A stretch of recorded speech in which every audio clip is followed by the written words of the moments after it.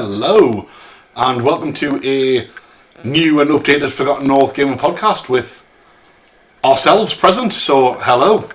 Good evening, and happy Dwarf Day to everyone out there. Happy Dwarf Day, but we shan't be talking about dwarfs, but I hope all you people who wanted some have got what you were looking for. I'm just waiting on my cards arriving, and otherwise I got the stuff that I wanted, which is lovely. And we're here to just talk some more crap about the Triple Crown tournament. Very briefly talk about the Triple Crown tournament, bit of a summary of how it went for us, what's our thoughts, and look forward to our next event, which is the second 2-day Warhammer World event.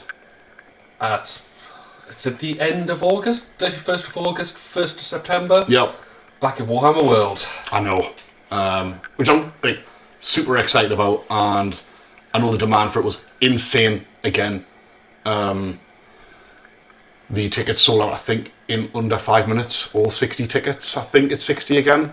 So yeah, but we'll come on to talk about that shortly. So first of all, a bit of a review of the Triple Crown event that we attended, a couple of weeks ago now, I think? Yep. A couple of weeks ago now. Down in Essex, I think there was 54 players, something bad, yeah. A couple of dropouts, unfortunately. 52 or 54. Yeah. So again, really well attended event. Well run. Southend is wild. Southend is insane for you people who haven't been. Crazy. For those people following the news, we weren't involved in the machete attack on the seafront. No, doesn't surprise us haven't been there though. But no, all joking aside, it was a good event, held at a new venue compared to the last time we were there. But good air conditioning. Oh, the aircon was phenomenal, so thank you very much for that. And yeah, so standard format, 3 games Saturday, 2 games Sunday. And so we'll spend a little bit chatting about how that went for us. So you had quite a good weekend. Adam mediocre week. Had a good Saturday and then a very mediocre Sunday. But it was a good weekend overall. So because Legacy Armies were allowed, I really wanted to mix it up and not take the Tomb Kings for something a little bit different. So I went with, as we mentioned in our preview, we went with Chaos Dwarfs. It was nice using a different army, truth be told, just something to mix it up. Game 1, I was playing Nick and his Tomb Kings, which was such a good game. Nick is a really lovely guy.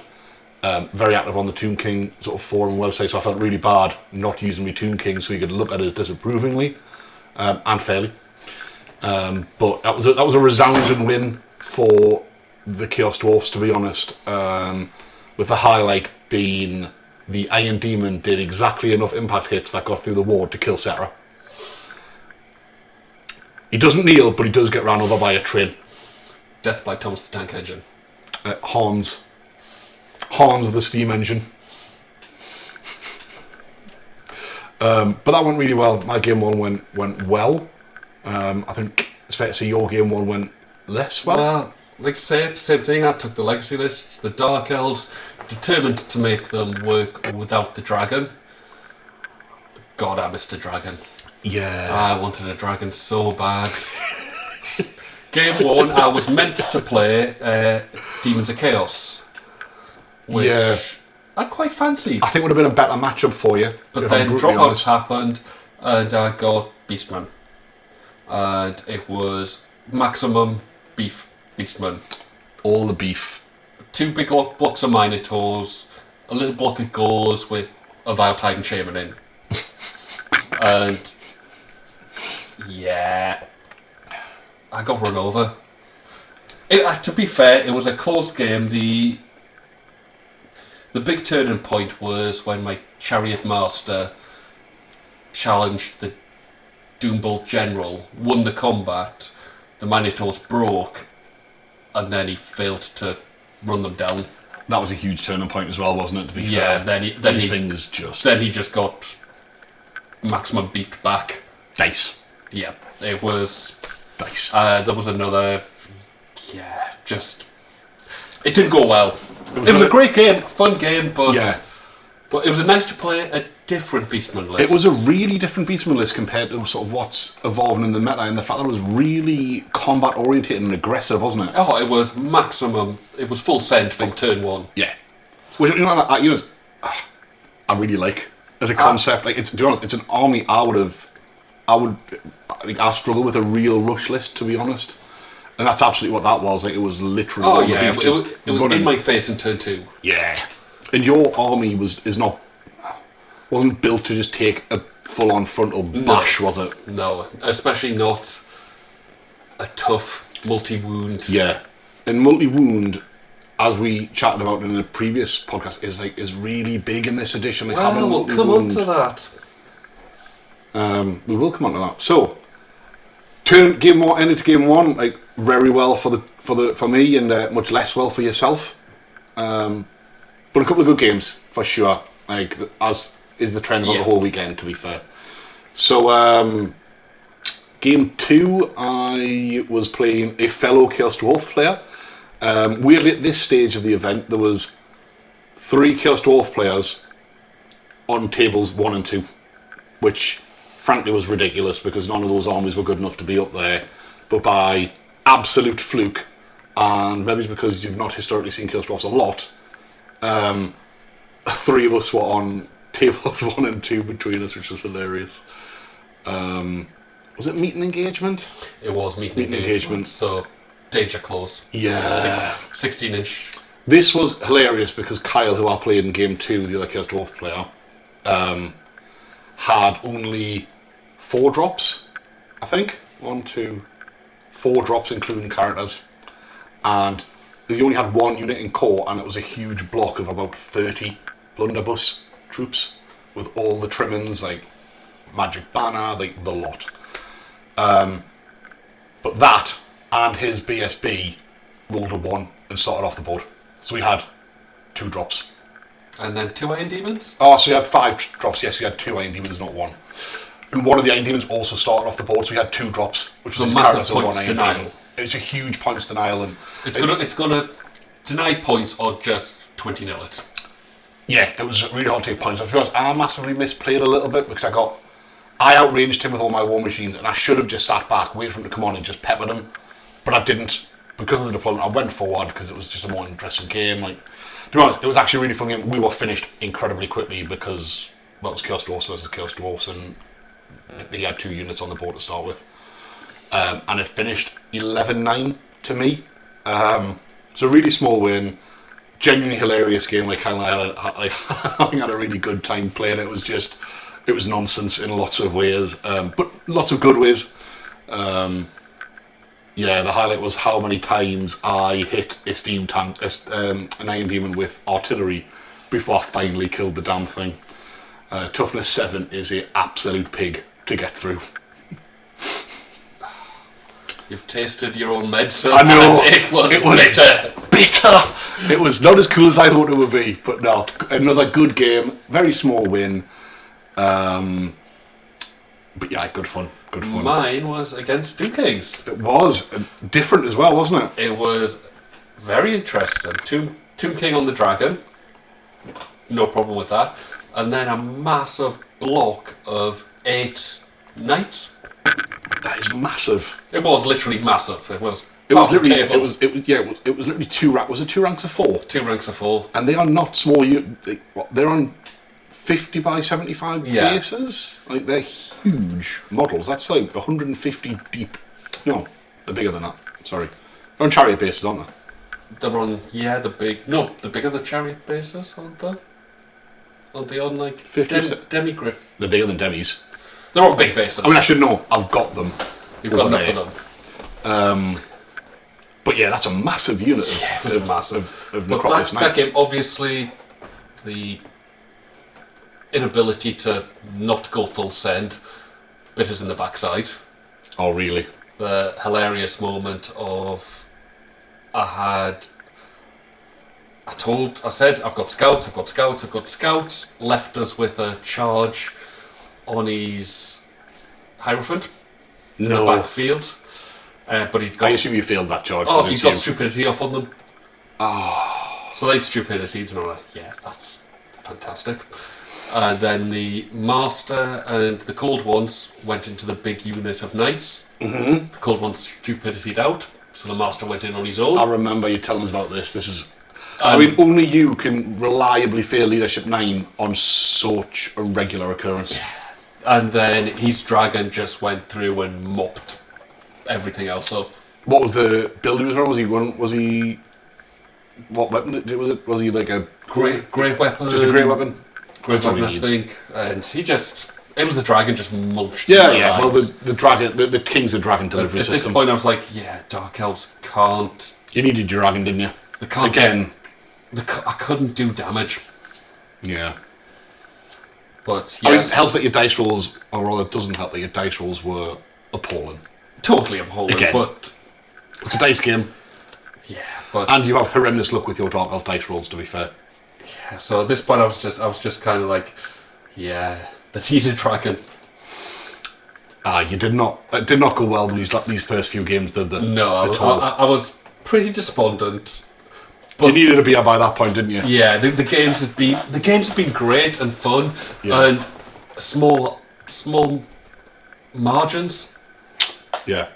You know, if I'd taken out his Hierophant in turn 1, different game. Oh, completely. Yeah, completely. Sorry, in turn 2, because I scouted it. But yeah, of course. So then game 3 was the long one. Mountain Pass. What used to be Mountain Pass. Whatever it's called now. I feel bad for not knowing. Yeah. But yes, Mountain Pass, game 3. I was playing Rob and his Warriors of Chaos. Rob is a fantastic guy. I played him at, I think, every event for the last 3 or 4 events we've been to of Ran by Triple Crown. He normally plays Dwarfs. And I played him at Derby, for anyone who's seen the Derby sort of chat. But great guy, guaranteed a good game. He came pretty much full send towards us. As you can imagine, I was camped really quite far back. Some hilarious stuff happened. At one point, he was absolutely on to steamroller me. Then failed to not overrun with these Dragon Ogres, which blocked his other unit of Dragon Ogres. He then, at one point, failed. I think it was he needed to roll 4 on the dice or something like that, and he rolled 3 on his charge dice, so he failed by an inch, and it was ridiculous. So turns 1, 2 was looking really strong for the Chaos Dwarfs. By turn 3 or 4, I thought, oh my giddy aunt, like this is appalling. I'm getting absolutely battered. And then in the space of 1 combat round or 2 combat rounds, it just absolutely flipped on its head. And I think it ended up with a 13-7 win. Clutch was the Lamisau Lord stopping magic items in combat. As you charge him with his Demon Prince, Ogre Blade, did nothing. He had a hand weapon. And I ended up killing him in combat with my Lord on a Lamisau. But like, really, really good game. Yeah. I mean, Rob should have absolutely won that game. His dice just absolutely let him down. So I'm sure you can absolutely, I can relate you to can that. really, really appreciate. But yeah, so that was game 3. Finished day 1 for me on 3 wins. 1 big win, 2 little wins.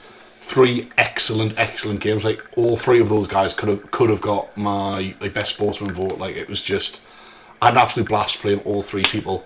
But I was absolutely knackered by the end of day 1. Yeah, the aircon with 50 people, the aircon can only do so much. 54 people or whatever it was in the room. The fact that we'd obviously driven down the night before, so we'd had 6 hours in the car, a few beers, a hot night. It was safe to say it was scorching, and I'm certainly not built for the heat. So by the end of day 1, I was goosed. My game 3 was against a lovely gentleman. I can't remember his name. It was his 3rd game of Old World. Oh, really? So this event was his first actual... Yeah. Now, I met this guy with you when you were having a beer afterwards, and Yeah. a lovely guy, and I'm most surprised as well, I can't remember his name, Yeah, but what a lovely guy. Is the sum of what I think a lot of the new players are. Total War players. And then Yes. Then started painting and collecting during lockdown and all the rest of it, Yeah. and then came along to the tournament. But a really nice ogre army. Obviously, my backside went a little bit, going, oh, more tough multi-wound. But it was Mountain Pass, and I managed to suppress my inner Geordie, and I played very, very conservatively. You mean you didn't just rush at him? No. From the start?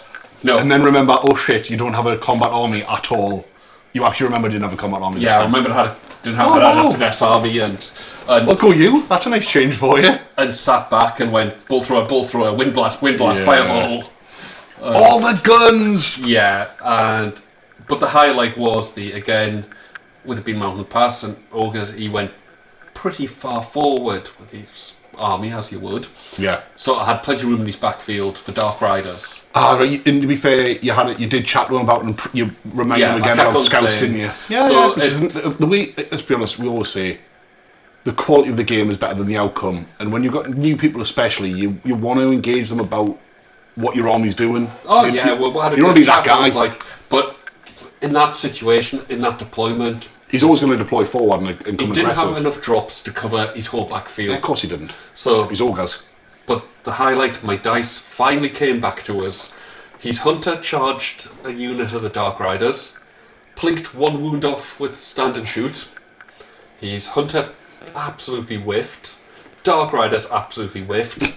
Horses? Horses came in 3 wounds off the hunter, dead. It's always the horses. But his Stonehorn was just, it was a volume of shots just and just wait the shot. And then by the time it got to my lines, it was Operation Cleanup. Yeah. So finally things went well for you. Yeah, it was. I called the game when I was 5 points or 50 points off a 20-0 because no one likes getting 20-0. I just couldn't. Yeah. So. Yeah. So deep down, you're actually a nice guy. Sometimes, you hate it well. Sometimes. You do hate it well. I think I've been beaten down that much. A nice guy came out.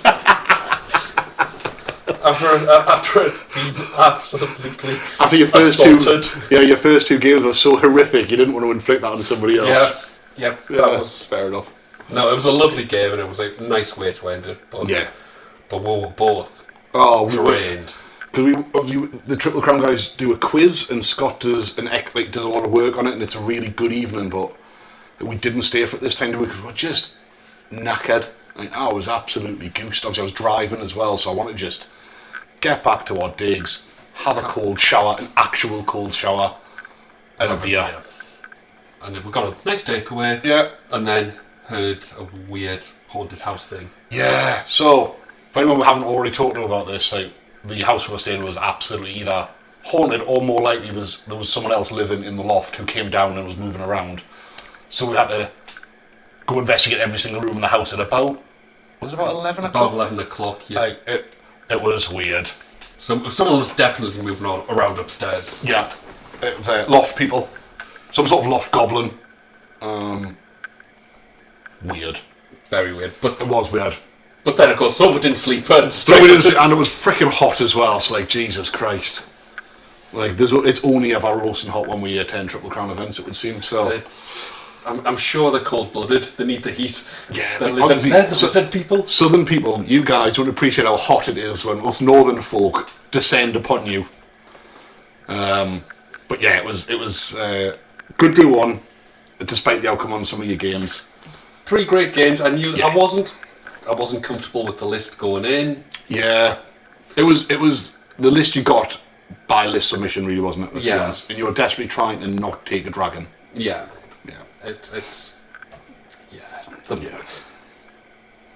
The puzzle of the Dark Elves still needs work. Yeah. You are going to go back to them as well, aren't you? I am eventually. I just need a little bit of break from them. You need to just have a moment and feel better about yourself. You know, we're on a break. Horrible things were said on both sides, and we just need some time apart to reevaluate. So day 2. Day 2. Oh, God, I hate day 2. You hate Game 4. Game 4 is my Achilles heel. So, Game 4 against a vampire count scream list. It wasn't the version you were testing. It wasn't quite the filthy as the list I was testing, which was just by far the most disgusting list I'd ever come up with. Period.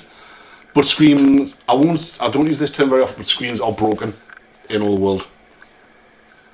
As a rule, they're just so unintuitive. The screams are okay on their own. It's the fact that you debuff all the different debuffs. So anyway, I was playing Marcus on Vampire Count Scream list. Spoiler alert: it was horrific, and good game. Marcus was a nice guy, so like that's not aimed at all. But it was awful in many respects. So dice. God damn, I hate dice as well. So shot his general on a mortis engine, and we stopped. We counted how many 5-up saves his general made in a row, and it was 13 5-up saves. From a D6 wound. From a D6, and yeah, so 3, 6. 8 of those in a row. 8 of those 13 were from D6 wound war machines. Oh dear. Yeah. So that again, like my game, changes the game. So I went first, and I had essentially 3 turns to kill him. He saved every wound on his lord in all 3 of those turns, and if that had got through, like, I would have 20-0'd. As it happens, I had the biggest beating of my life. For years, anyway, and I was 20-0. It was awful. I didn't kill a goddamn thing by the end of it. You weren't a happy bunny after it was awful. It was awful. It was exactly what, if anyone listening to it, exactly what I thought playing the Scream list would be like. It was awful. And that's not a dig at Marcus. I just think the actual list is... The lead buffs. Oh. It's horrific. It's so horrific. But had a good time. Like... as relative as you could, but oh my god, 35 up saves was hilarious. We were laughing about it because like, this guy's literally invulnerable. He's literally invulnerable. It's one of those. You get those games. You get them. It's a dice game. But game 4. Like, I'm sure at some point in my life I'll win a game 4. But like, they constantly just are there to taunt me. So yeah, day 2 started off horrifically. From an output, like, good game. Matt was a nice guy. And then I plummeted back into mid-table, which frankly was where my list belonged. My game 2 was Brett's, but not Brett's as you know not them. Brett's. Exiles Brett's. Oh, see, I like... we're chatting about this, but... Not Exile Brett's as you'd expect. No? No trebuchets, no bombards, but Exile Brett's. Yeah, you're thinking, what the hell? I'm thinking, what the hell? What you're thinking is a unit of 6 or 7 Pegasus Knights. Oh, sugar, I remember. With the Exiles Vanguard banner, and the 2 Lords going in that Pegasus unit. Well. So, yeah. Pegasus 10 inches forward, and then he doesn't pray because he's Exiles and goes first. Oh no, I went first, but nothing mattered. I had 1 turn to... Yeah. And then a Peg Knight unit with the two standard characters. Yeah, but one with Heroism, one with Ogre Blade. And oh no, he didn't have the Ogre Blade, he had the Exiles... The Huntsman's Axe or whatever Axe, it is. Yeah. -3... Multi-wound 2? Multi-wound 2. I actually think that's a really good weapon. For 35 points. I think it's brilliant. It's a bargain. Really good. But yeah, they were in my face immediately. At the end of the game, it was a really good game. At the end of the game, I had 1 Sorceress left, a couple of Cold One Knights, a couple of Dark Riders controlling the tower. Yeah, Watchtower. Yeah, and that was about it. And he had the 2 characters on 1 and 2 wounds each. Yeah. And a wizard running around on 1 wound. It was an absolute... It was a bloodbath, yeah. But it was a... Good game. Good game, and it was a squeaky win because I got the tower. Ah, nice. So the the scenario actually played out in was the determining factor of the game. Yeah, Very nice. it was a squeaky win on that. But it was just when you just see a massive unit of Pegasus Knights going 10 inches forward, and yes, I can charge. Yeah, and I'm not going to fail. Yeah, I don't think I'd appreciate that, to be honest. I'm not going to fail a 14-inch charge when I've got to roll 4 on 3 dice. No, he's not feeling that at all, let's be honest. No, the Peg Knights were just there as a character delivery system. Yeah, I mean, to be fair, it's all about that Vanguard banner, isn't it? Yeah. That's built just to go boop, and then bang. Yeah, because it gives it to the unit, so the character joining the unit Gets it. Unlike other Vanguard things where if the character joins the unit, you lose it. Yeah, but because it's a banner that gives it to the unit, characters join the unit, all of a sudden, aggressive. I like that. I like it as a concept, though. I like that a lot, actually. It's pretty cool. It's really... different as well, which is what I like. So again, another max aggression list. You came up with a lot of those this weekend, didn't you? On that weekend, didn't you? Yeah. But then, like I say, another great game. We laughed, and it was just a bloodbath. You love games like that, though, don't you? Yeah, it was just like that. So last game of the event. What was nice for, like, to be fair, at this stage, like obviously neither one of us were in it for a win. So we just relax and have a good last game. I was playing Scott with his Wood Elves. Again, played Scott at a few different events. Like, it's always a good game. He's a really, really nice guy, and he's a good player. And his Wood Elf list's really cool. Just mass bowfire. This was flank attack, this last one, so I mean, he had a couple of drops, but everything else scouted. Like, he had just so many scouts. It was wild. Again, like, the the highlight of the game, though, was genuinely his dragon charged the Dreadquake and didn't kill it. All it did was fall back in good order. Fall back in good order. So it took him 2 turns to kill a Dreadquake and come out with his Dragon Lord, who then ran off followed up off the table, and by the time he came back on, he was just gone. But Scott said his dragon had literally done nothing all weekend, which is just hilarious. But really, really good game.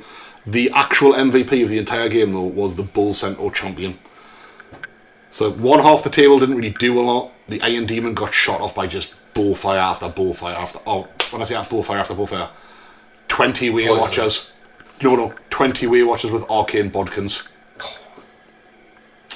So when they hit, and they got that 6 through the wound, it's like -4? No, -3 armor save.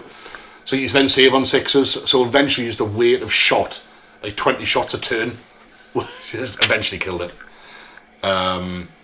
But my Bull Centaur champion, with one unit of 3 Bull Centaurs, one got shot straight off, the other one was on 1 wound after the charge. But eventually this champion killed a unit of Glade Riders, 2 units of Glade Guard, a unit of Sisters of the Thorn, and put another unit down to 25% by himself. It was legendary. And then the rest of it, my wizard versus his wizard. My wizard hid from his wizard, or his wizard was hiding from me. See who would blink first to get my snipe spell off before he shot me to death with 20 Way Watchers. And at the end of the game, I think it finished, I think it was 11-9 or 12-8 to me. Or was it 10-10? No, yeah, it was 10-10. 10-10 all day long. It was, I think the difference was about 110 points or something like that, and slightly in my favour, but it was a draw. It was a great game. It was a really nice way to finish the weekend, actually, because neither one of us were in it for anything particularly, so we just had a nice time, and ended in a draw, which was lovely. And I had Wood Elves as well. It was a Wood Elf off, wasn't it? Yeah, but the dragon... You were playing Chris, weren't you? Chris, yeah. Double Tree Man. And I like that. I've got respect for the wood. Chris's wood, it is strong. Chris's wood, it knows what it's doing. Yeah. And he had the Dragon Lord with the with all the like, unkillable tricks, wasn't it? well, it was he didn't get strength bonuses, but neither did you from your weapons. Yeah. But he had this the spear that always wounds on a 3. Was that the Spear Twilight or something like that? Yeah, some wood elf hippie thing. This spear of, tofu or something. Spear of mushrooms. I had a big unit for tree cane, so it was a very wood. But again, Very tree spirit heavy in a lot of regards. Again, I just couldn't. Not dryads because they're still crap. Couldn't do the damage. I just couldn't. Couldn't actually kill and power was still your problem. Yeah, just the Lord got a tree man down, and then his dragon charged in. Obviously, ate my Lord alive because I couldn't sixes. Yeah. I was hitting on 5s, and it was just horrific. But the highlight was his dragon dying, flying over a black horror. So dangerous train killer. Dangerous train. Get off my board. That's right. I remember chatting at the end of the game. That was hilarious. Yeah. Dragon dying to dangerous terrain test. But by then it was too late. I'd crumbled by that point. Yeah. It was a. Just give us a point to make it not as bad. You had a good game though, didn't you? Oh, it was Chris is always a good opponent, to be fair. Left with one bolt thrower and a sorceress hiding behind a hill. Yeah. It was one of those. One of them. I crumbled so quickly. It was one of those ones that once it started going bad, it just snowballed out, like in not in a good way. Yeah, like I said, the whole thing, the Dark Elves just, unless they blow through something. Yeah. Yeah, and I think they definitely need work. Without the dragon, they really struggle. Yeah. I think the dragon does a lot of heavy lifting. I really like the Wood Elf Treeman. I think Treeman have really got legs in this edition, to be honest. Big wooden legs. Big. Only moves 6, but It's March 12. But it's faster than most. It's if you're getting peppered with bows, they've got to come to you. Yeah. No, I like Treeman. I've always liked Treeman. I like them in my 6th edition army. And I think they've definitely got options in this edition. Yeah, I do. I think I'm going to look at Wood Elves when the Arcane Journal When they eventually come out. Yeah. I think there'll be a pop. I think in the current world there'll be, and because they've not been available for a long time as well, I think it'll actually be. I think this time round they might prove quite a popular army. Again, I think the whole. I was talking to the good doctor, and he made a very good point about elves. I'm sure it was the good doc, that all the elves have got really, really good infantry. In an edition that's not particularly infantry friendly currently. Yeah. Yeah, I agree with that. It was Luke that said that actually, and he's totally right. In an edition at the moment, without different scenarios to change score and etc., and it's currently most events are kill points. Elves do have good infantry. All elves have good infantry, and in the current meta, it's not an infantry-friendly game. Yeah, we'll see what changes down the line, but I think that is the time elves get. If suddenly there's more scoring based around unit strengths or places on boards, or not having dragon killer characters. Absolutely, I think we await to see what the match play guide or whatever from GW comes out, and hopefully that'll give some flex to how the competitive environment's played. Yeah, if they do something like they're doing 40k or AOS. Yeah, capture parts and limit. I don't know. We'll see. We wait to see if anything. But I await that with bated breath, right? Because I think it'll really change the. But I think that's the elf issue at the moment. I don't disagree. I think their dragons are really good. I think once you get past the dragon, the capability to kill drops off, or limited to certain things. But all in all, good event. I finished mid-30s. Yeah. So Out of 54 with a list that you weren't mega happy with is not bad. it wasn't bad. It wasn't great. It wasn't what I won nowhere near. What you were aiming for. What I was hoping for, Yeah. which was best in race. Yeah. But lessons learned. Yeah. And I finished 18th, I think I finished. So, not where I was hoping to finish, but also probably about where my list deserved to finish. So we went from Derby up on high to just... But you can't win them all. And it was a good event. We had a really good time, like that is a fact. 5 really good games, and we both had 5 really good, so like 10 good games. Everybody who we chatted to was really great, like lots of positivity about All World from the players. That was really, The really event, good. I think it would be good to mention that the event was won by Young Jack. Oh, young Jack with his Bretts, like hats off Jack. At some point, maybe we can get him on for a chat about his list and how he feel it works. But like, huge shout out to Jack. Young lad, he's what, 16? Yeah, 15, 16, I think. 15? And he's been drilling that same list. Yeah, it's the same list he took to Derby, except he tweaked it a little bit. And I think, like, hats on, he's kept with one force, but developed the list. Really knows how it works. Like, plays it really well. I think he's a good lad.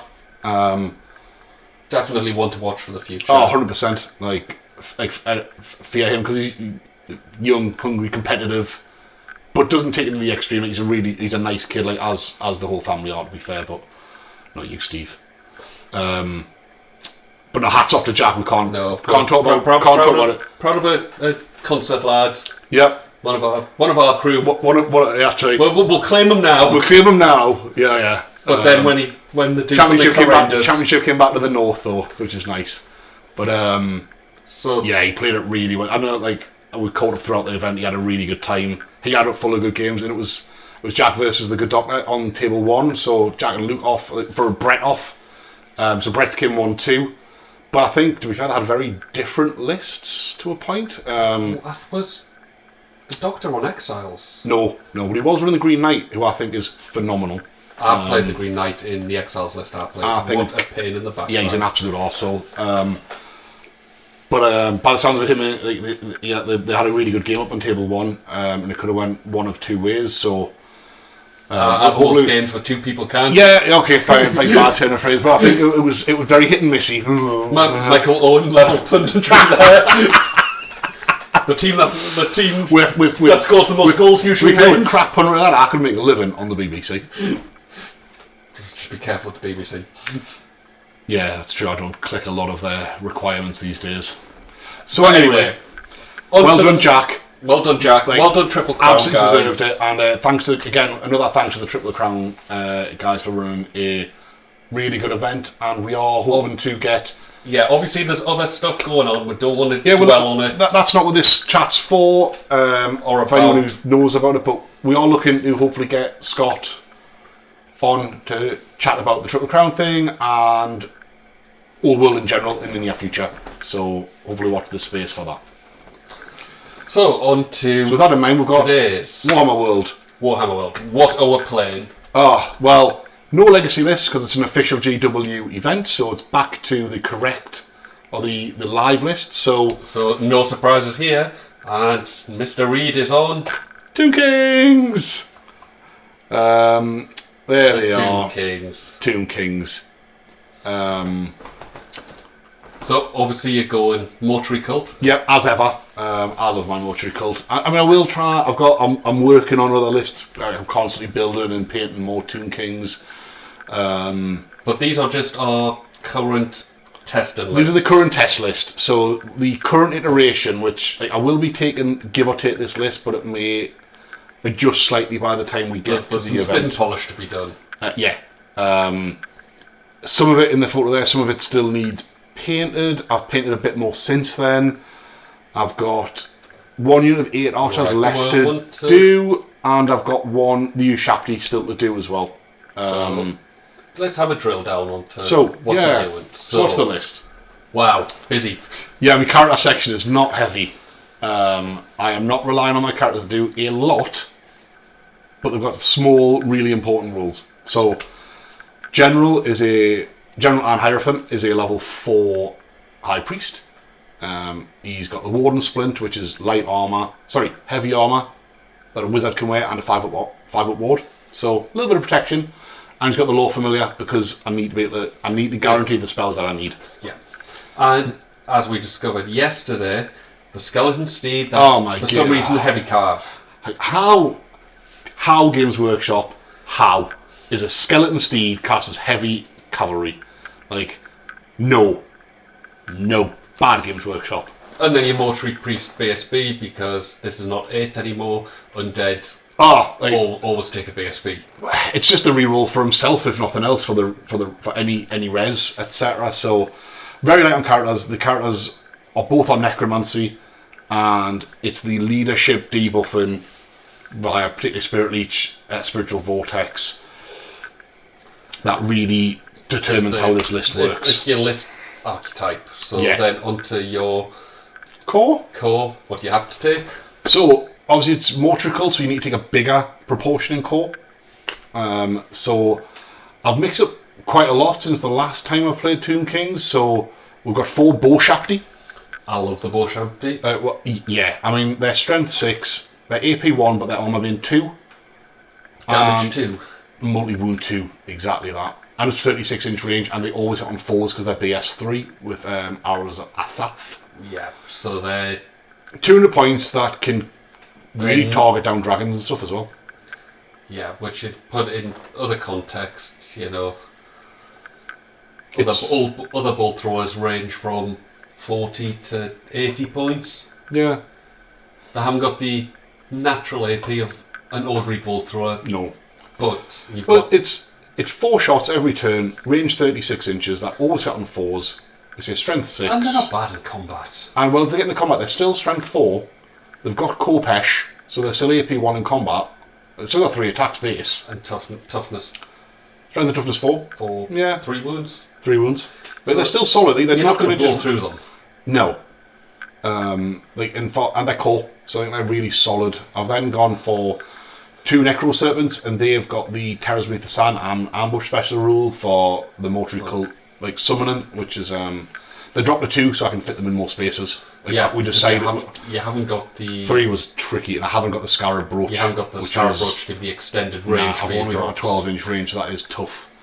But they can always come on an ambush if you. Yeah, they can always come on an ambush anyway. I've eased off the ambush and Terror's Below theme in this list. Then got a couple of Tomb Swarms, or several 3 Tomb Swarms. They're batteries. Mainly for the level 1 wizards, so we can actually cast his spell and then res them back up. Also, they're surprisingly good chaff as well. They're 15 wounds, 15 attacks, poison. Unbreakable. Well, everything in the army is unbreakable. Then 2 units of 8 skeleton horse archers. A lot of flexibility there. Rounds out core. Light carve. So honestly, Games Workshop. So your hero. So the Hierophant cannot join that unit because he's heavy carved somehow. So if you're in skirmish formation, you could join them if you could join them if they're in open order. They won't be. They'll be in skirmish formation. No, they will not be in open order. He can't still hide near them, so he can't be targeted. And they've all got reserve moves, so they don't necessarily need to be together. They can also reserve move back towards them. Yeah, exactly. So they're still nice and flexible. They should still do the job, but this is why it's still a test list at the moment. So this is the theory. And then a block of 16 skeleton archers, because why not? Rounds out core, they're cheap. The BSB can go near them. And then it's back to what you love about the this is why I love Mortuary Cult and Tomb King. So look at that. horrendous, horrible monsters. Not just the monsters. And stuff. So, between special and rare, we have 3 scorpions, only one of which is ambushing and with terrors below. The other 2 are going to be deployed. They're just nice threat pieces, bolt control. So, triple scorpion. I've got double Necrosphinx, which I love. I mean, they're arguably not as good as a scorpion, but I love the Necrosphinx. They fly, 5 killing blows attack. That's the thing. They fly in an army that can't march unless it flies. Yeah. So they're so much more Toughness 6 flexible. bodies. Toughness 6, like 5 attacks, 6 wounds, sorry, 5 attacks. Strength 5, AP 1 on their, with Kill and Blow on their regular weapon. They've then got their 1 extra attack at Strength 10 with Monster Slayer. D3 plus 1 storm. D3 plus 2 stomps, so they've got 5, like, up to 5 stomps at AP 2 as well, which is excellent. Terror, which hence then starts theming with the Necromancy and Debuff and Leadership to really push those charges away. It comes in really handy. And then the other part of why we need Necromancy and Debuff and Leadership. Well, go on to your other debuffing piece. Coming on for double, well, yeah, so in the double Casket and 1 Screaming Skull with Skulls of the Four for even more Leadership debuffing. So this list's all about debuffing Leadership and then blasting with Caskets, or debuffing Leadership and hitting people with Terror. Yeah. It's a real different list to the one I've taken at previous events, like No Dragon. It's the closest you could get to a Tomb King Scream list. To a point, but it's a lot more intuitive and it's got counters, unlike the Scream list. But the concept of double casket, I think, is just pretty cool. You're just going to be, once those templates are going out and you're at -2, -3, -4 leadership. Yeah, then it starts to get quite spicy. But or will it? Is the other thing, like, it's still got a lot of flaws in the list. Like, it does struggle with aggressive rush lists. Again, a rush list that can get into your straight. Yeah, it's a problem. It's a real problem. So that's what. Well, you've got enough chaff in the Scorpions. There's a lot of Scorpions. Yeah. Even the Swarms. I think there's speed bumps, and other than the Necrosphinxes, everything's.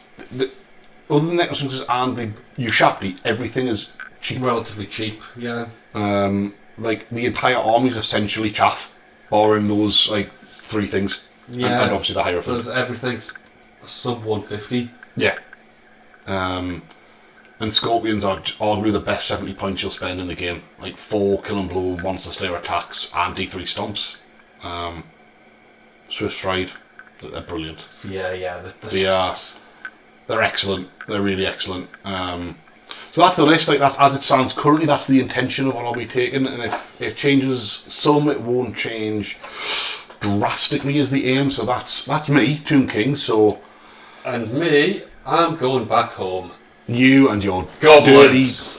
dirty little greenskins. So, see, there's a lot of white there. There's still some painting to be done, but it's mostly night goblins and a few ordinary regular goblins that identify as night goblins. They've made a choice. Respect their choice. You're a bad person, so with bad intentions for people. Here we go. I mean, for the love of God, look at all of those characters. What the hell? So, double level 4. Everyone knows I love double level 4. You do love double level 4, don't you? Double level 4. Both goblins. Rather than night goblins. But they may or may not identify as night goblins.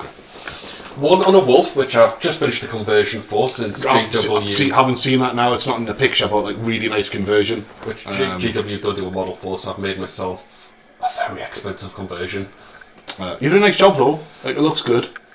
He's just got the standard Idler Gork for +3 to his casting range and 1 reroll a turn. Such a good item. And is he on Elementalism? Elementalism, and on the Wolf. So the range. He's got reserve move on the Wolf. Yes, he'd be in the unit of. Yes, because he is not heavy cavalry. No, he is not. Games Workshop.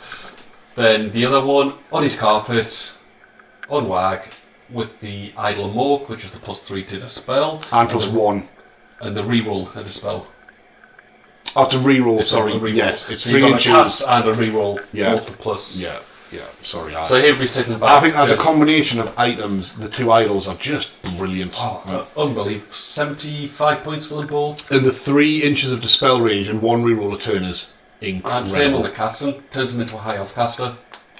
Yeah, I think if I could only have one, I'd pick the dispel one though. Yeah. I think the ability to shut down your opponent's magic phase is bigger than getting your casts off a lot of the time. I think it's a really nasty combo. I like just the 3 inch on your Wind Blast, the 3 inches on your Oh, yeah, the range extension is excellent. Like, don't get us wrong, I was just saying, Yeah. if I could only pick one, If you can only have one, I I'd think probably the go with Dispel one is the Dispel. way forward. But I think as a combo, they're just really good. Like a really good combo. Then the next three are just something that I was just stumbling around and I went, actually, this is possibly some of the best chaff in the game. Night Goblin Warboss on a giant cave squig with a cavalry sphere, light armour and shield. 87 points.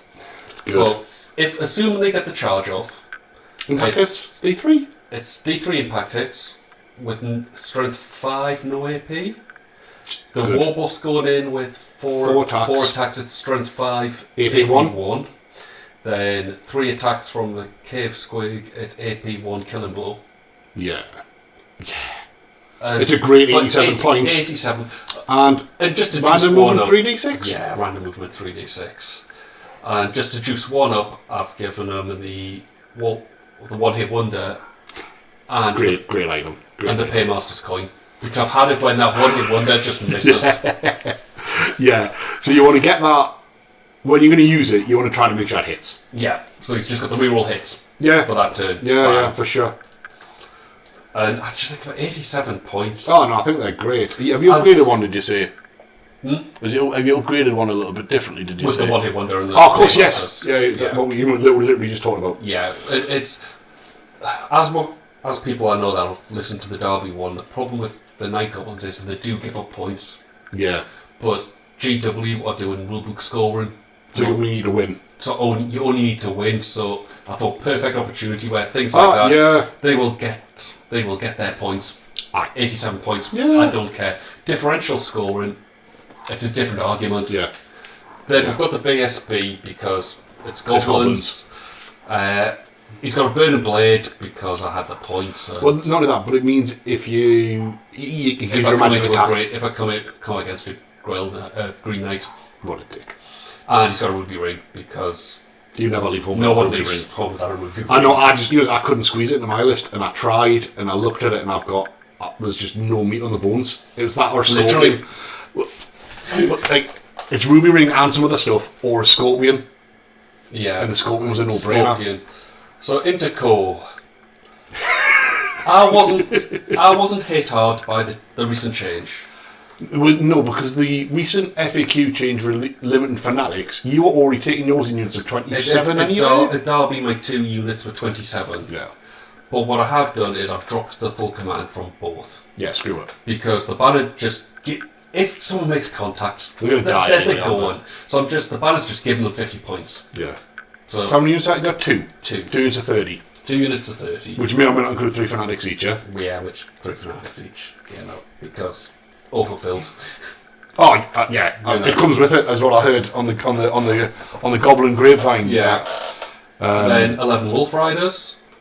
11 Wolf Riders. Just short ball. Just filter Yeah. my call. Yeah. It's somewhere for the Wizard hide as well. Wizard isn't it? hides in them, and they're just paid for the reserve move upgrade on them. So Yeah. Reserve move is such a good rule. yeah, when the wizard's hiding in them as well, and just going. Oh, the other thing I didn't mention is the wizard on the wolf has got the thinking hat.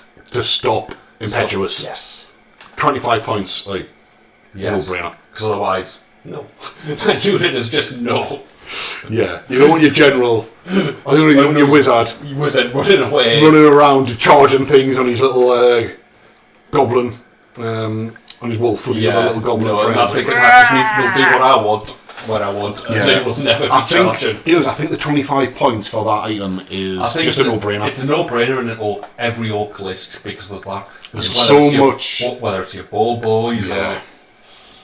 At 25 points, well, you can put on champions, so I can take items, Yeah. which I think is excellent. And then a tech choice. Five squigs with 3 herders. Only reason is because last time we were at JW, the did watchtower command and control, You need a unit that's less than 10. but 10 or less, sorry. it depended. Some tables it was control a special feature. Some tables it was control a tower. So, for a tower, for anyone who doesn't know, you've got to be unit strength 10 or below infantry. Yeah. So they're just a tech choice to just in that mission. Yeah. They'll hide behind something and then make them. Because to be honest, I was thinking about dropping down some of my archers and taking the skeleton skirmish archers for that very reason to get, and I still might, but I think for that reason it's a good. It's a 60-point unit in games where in the other. And also, in the other 4 games, they just run forward and just go. Well, they're chaff, but they're hard-hitting chaff. Yeah. Yeah. So that's my call. Then, special rare. I mean, seriously. Yeah. That rare's amazing. That rare is amazing. As well at Derby, and there's no reason to change it. I think it's such a good rare. I love Manglers for the points. Love them. I was looking at dropping the Giant for another Mangler and another Doom Diver, but then you just lack. Then I've got nothing to actually finish a unit off. Yeah, I actually think Giants are really good. Giants are really good. They're really good. And it's the threat if you've got a Giant and 2 Manglers coming at you, you can't kill them all. Well, that's it. It's target saturation. And 3 war bosses. Yeah, with the bloody war bosses as well. It's a lot of targets, individual targets that is, just, and then obviously the fanatics, which may or may not be on those. And then 3 bolt throwers. That's the one thing I was impressed with. Bolt throwers. It's Triple Crown. Bolt throwers were just amazing. I mean, Goblin ones particularly, for the points, are crazy. Yeah, they're half the price of a Dark Elf repeater bolt thrower. I think in this edition, though, generally, bolt throwers are arguably the best war machine. Arguably the best war machine. I think you've got certain dwarf ones in certain dwarf ones with certain runes. Yes, better cannons. I think actually for the points that they come with, the points of them, they're going on 45 points. Alright, they're hitting on 5s with long range, because they'll always hit on 5s with long range. Well, they're going to be, after turn 1, they're going to be short range. 48 range. If stuff comes at you, and then you hit on 4s.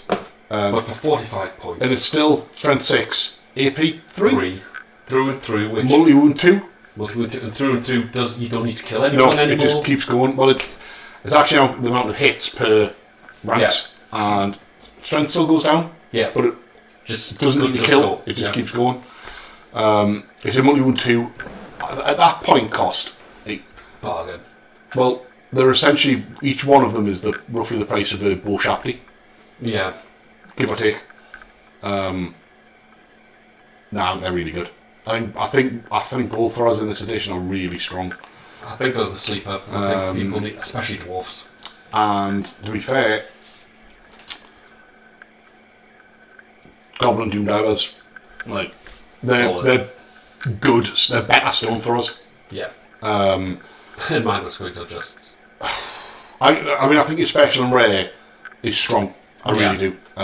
Loved it, Derby. Not going to change it. And the thing is, what I was going to say, what's guaranteed from this list is that you will enjoy playing this. Oh, I'm going to have a giggle. You never don't enjoy playing your goblins. Period. It's the army I'd play all the time if I wasn't being competitive. Yes. Yeah, you would, wouldn't you? Yeah. You do love your goblins. I think it's a really good goblin list. Genuinely. I think obviously people argue that goblins took a bit of a nerf with the fanatic change. I think it's the right move anyway. I disagree because I was taking them in the. It doesn't affect you anyway. And then the thing about the whole scatter, that's how we were playing it anyway. Yeah. So, and I still think they're still that unit for 165 points. Brilliant. Yeah. I think would you take 165 points for 39 goblins and 3 fanatics in your 2 king list? 100% I would. There you go. I'm sure a Brett player would take it. Would I replace some of my core? 100%. I think it's really good, and I think your rare is it's the rare I would run an Orcs and Goblins as well. We've talked about it. It's the rare I will run in my own Goblins. I love bolt throwers. I've really got a thing for bolt throwers. Yeah, I know people are saying war machines aren't as good in this edition, and it's not untrue per se. Well, I think bolt throwers are better in this edition than they were in the previous edition. Oh yeah, without a doubt. But it's like comparing war machines to what they were in 8th edition. It's comparing, Man City to the team that didn't just buy the league. Yeah. It's you can't compare them. They're different things, but I would take a bolt thrower over a cannon any day of the week. Yes. If Empire could take bolt throwers, I would have them on my list. Yeah, like in Dwarfs, I'll take. Oh yeah, in Dwarfs I would rather take a couple of ruined up bolt throwers than a can. Yeah, because you've got the troll hammers. But yeah, that's the other thing. It's all relative, isn't it? Because Dwarfs don't need it because they've got troll hammers, so you don't need to invest in cannons. D3+1 cannon, so. But yeah, Empire cannons are better. They've got more strength and they do more damage. And they take hell blasters. Yeah. But anyway, we're good. But yeah, I think that's a strong. I think it's a strong list. I think it'll do well. So yeah, just leave it. Lots of thoughts. We've wasted just over an hour of these good people's time. Yeah. So for anyone who's watched it, thank you. I think this is going to roughly be the format we're going to try to work around with going forward. Let us know sort of in the comments if how you found it. And we're just playing and teaching ourselves. We're trying to learn the new system. We're trying to do a little bit of different stuff. It'll hopefully lead us to loading up other things. Obviously, we'll try to get something out every couple of weeks in this format, and we will at some point be testing and playing around with some battle report stuff. Banner at the bottom there. Reminder to everyone who is watching that the Forgotten North GT is in Newcastle on the 12th and 13th of October. There is still tickets available, and there is still accommodation tickets available. Yes, we've got a meeting this month with the hotel. Nothing to worry about. Everything is still on. It's just the final prep meeting we've got. But the reduced price rooms will probably end in later this month, most likely, we think. So if you haven't got your accommodation, you're looking to come use the opportunity to get it now. We certainly can't guarantee that we'll be able to keep the prices at what they are for the accommodation beyond middle of this month. Yeah, tickets still available. We'll have, like as ever, the link will be in the bio, and so will the link to the pack. Any questions? Any questions? Hit us up on comments, Facebook, however. But we'd lovely to see you guys there. In the meantime, we will. How long is it till the one-all event? 3 weeks. 4 weeks at the time of recording. So we should We'll be there 4 weeks time. We'll be there in literally 4 weeks time. So what we will hopefully have another recording between now and we go, and we'll probably just clarify where we are with lists and probably be chatting some random nonsense. We might find out what is next. Hopefully the next reveal. Yeah. But, either we watch this, we will be looking to try to get content out on every 2 weeks, which is going to be our aim at the minute. We hope. Real life allowing. Real life is stupid adult allowing, because it turns out I still haven't won the lottery, which is bollocks. And no one sent me a truck full of money for my birthday. Anyone interested in sponsoring Forgotten North? Yeah. Get in touch. But no, thank you very much again, everybody. Anyone in the Saudi Arabia? Oh, if anyone's like really rich and just wants like a couple of sort of relatively well-informed people in the north of England to sponsor, or just give loads of money to. Hey, if I will look at you. Yeah. But no, thanks again for those guys watching. Anyone who is watching, because we do really appreciate it. We just do this because we enjoy it ourselves. So thank you very much. Hopefully we'll see some of you guys at Warhammer World. And we will see you in the next. We'll catch you in the next video. Definitely. Good night. Good night. And we'll see you soon. Thank you very much.